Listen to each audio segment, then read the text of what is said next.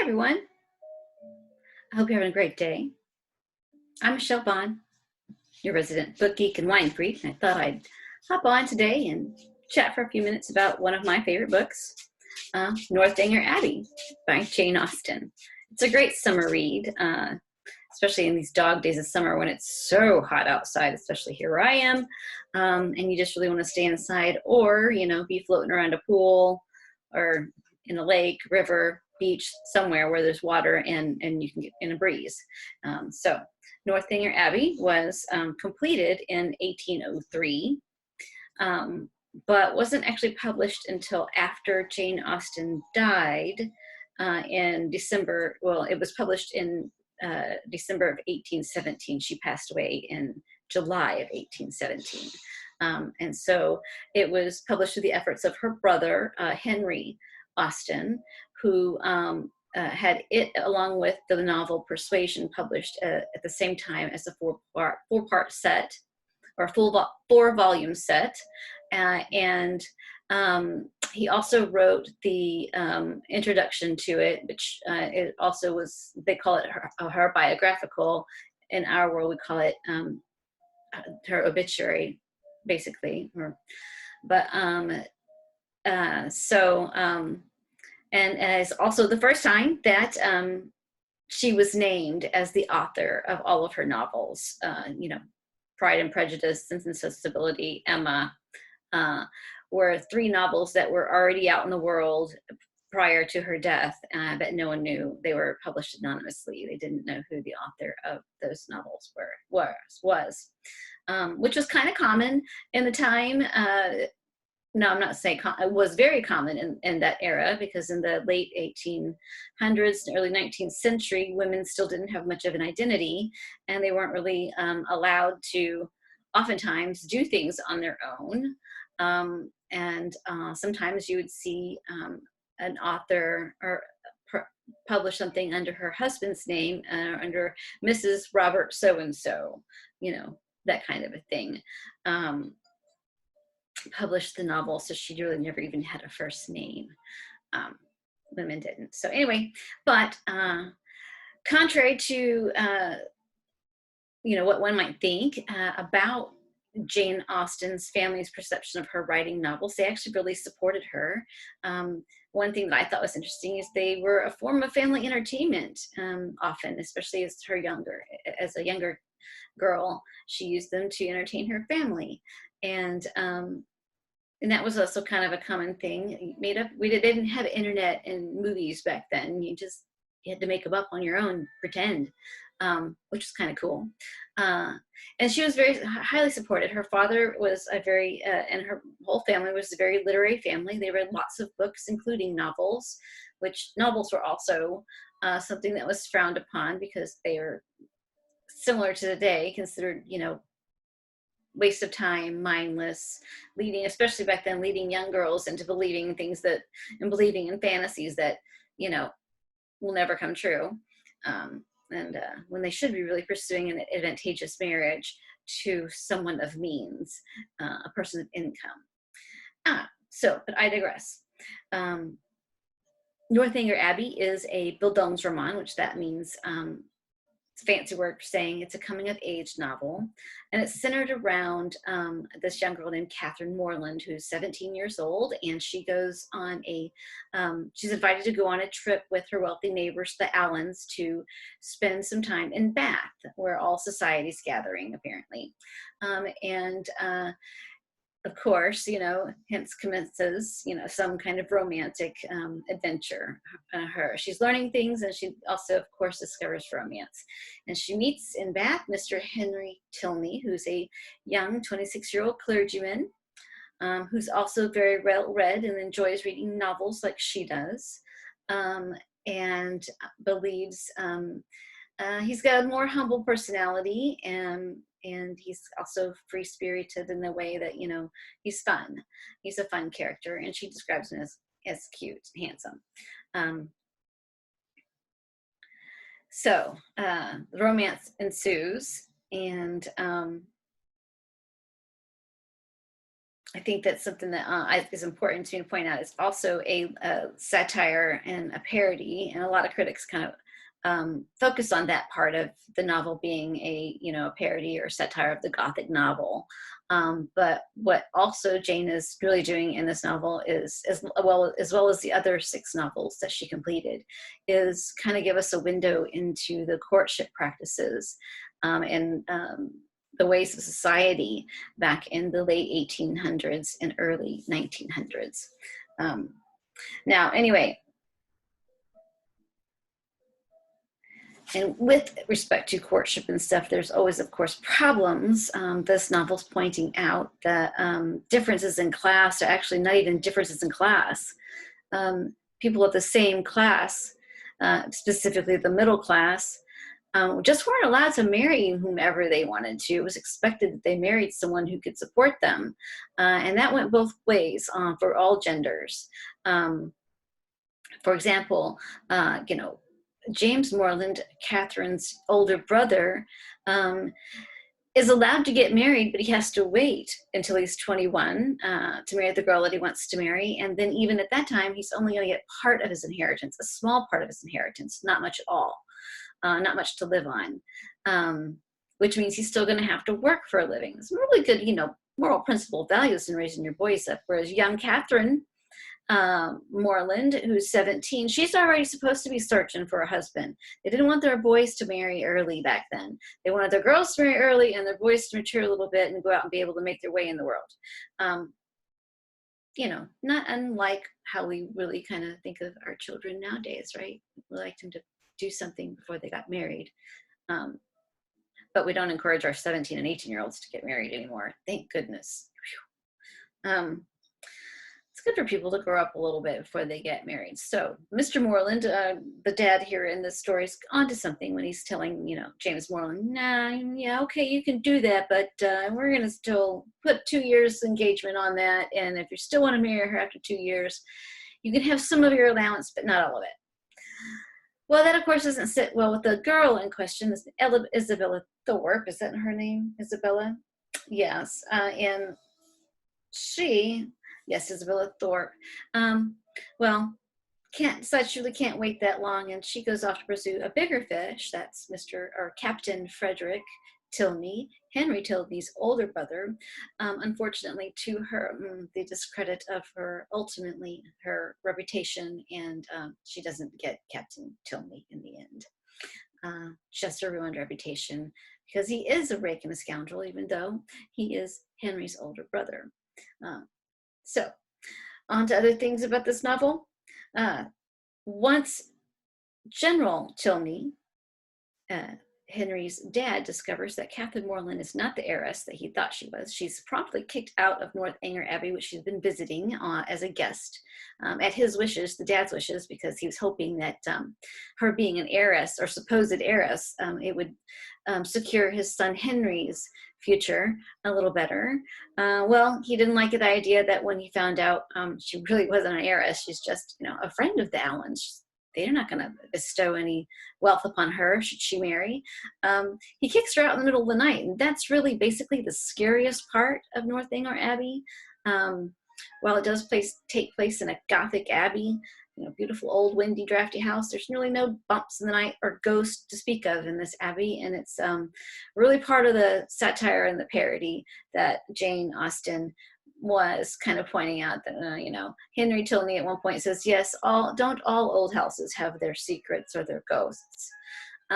Well, yes, they do. And so but there's nothing to be sensational about that. It's just an old house, sometimes they creak. Well, this one didn't even do that. So anyway, ends up Henry Tilney is an honorable man and can't stand the fact that his father just sent poor Catherine, who's only 17, 18 years old now, off into the world in the middle of the night in the public coach, which is, kind of puts her in a precarious situation back then, without any protection, no servants. And I mean, even his sister had to give her money to get there, to get home.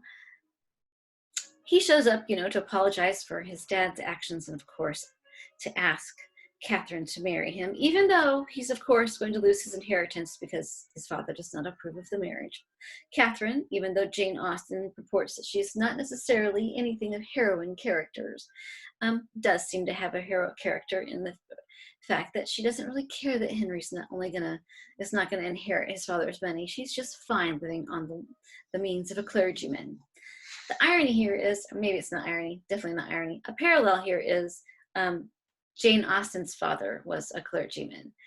So she's pointing to, kind of like life is in the real world and how, normal people live, which is not necessarily by marrying heiresses and heirs to estates and things, the firstborn sons of stuff. So anyway, wine. Let's talk a little bit about wine. Who was Jane Austen, and did she drink wine? Yes, that's true. Jane Austen did drink wine. And she was born on December 16th, 1775. Yay, December babies. And she passed away on July 18, 1817. She was only 42 years old. It's been speculated because, they really don't know why she passed away so young. She kind of, it seems like, either wasted away. I'm going to go with, some people say maybe lupus type or disorder, or some other type of autoimmune disorder, or possibly, I don't know, pancreatic cancer. Anything could happen back then. You just wouldn't know. So she did get an education for part of the time. She was, as a little girl, she and her sister were sent off to the school in Oxford, but then they were quickly returned home because they got sick with typhoid, and Jane almost died. So after that, they were educated at home until they were, between age to teenage years, and they went off to boarding school at the reading school for girls, where they probably learned things like sewing and dance and piano and things like that, art. Let's see. Right. Well, what was she like? She, according to her brother, was a woman of average height and relatively good looks. Nothing, on one end of the spectrum or other. She was, well, I would say, actually, he says she's just short, just slightly short of average height. She's a little on the smaller side of the, shorty side, but not necessarily as tiny as some. And she had, collectively a good appearance. Her features were nice to look at. But she did not marry, although it is speculated that she did have a love interest for a short period of time, but that she never really took it seriously. There's letters that indicate that she was interested in someone, but she never had any real hopes of it going anywhere because, well, it wasn't convenient. Neither one of them had any money, so there wasn't really no point in pursuing the engagement or that option. So anyway, Jane lived a quiet life with her family. After she got back from reading school, I think Cassandra might have traveled here and there a little bit, but Jane kind of stuck close to home with her family, and enjoyed, a quiet life writing her novels and enjoying time with her family. So contrary to what people might think, she was not necessarily poor, but she was not rich by any means at all. The Austens were squarely middle class. They could afford some luxuries, but not all. Luxuries like, yes, she and her sisters and siblings were allowed to have writing paper, which was expensive, and inks and things like that, which was expensive, and they could borrow books from the circulating library, and they even owned books, which is something that not everybody got to do. But they were squarely middle class and there was no, bells and whistles and frivolities, although they enjoyed a comfortable life. Let's see. And yes, we already decided that Jane did drink wine. I do have a, let's see, there's a couple letters that indicate that she enjoyed wine. And they include letters to, let me see if I can share my screen. I can show those letters to you real quick. They include letters that say things like, well, let's see. Okay, never mind. Yes, there we go. Let's say, that they're waiting for the wine to drop. There's Jane Austen. Here it is. Okay, so here we have it right here. I hear you're gathering. So anyway, there's a part of a letter that talks about gathering strawberries and having to go down to the cellar because she's hoping to get some strawberries to put with her white wine. And then they're also curating orange wine, which I'm assuming that's going to be some kind of a rosé. I don't know that they would turn oranges to wine specifically. But then again, it could be something to do with like maybe a port or some kind of a other cocktail that they're making as well.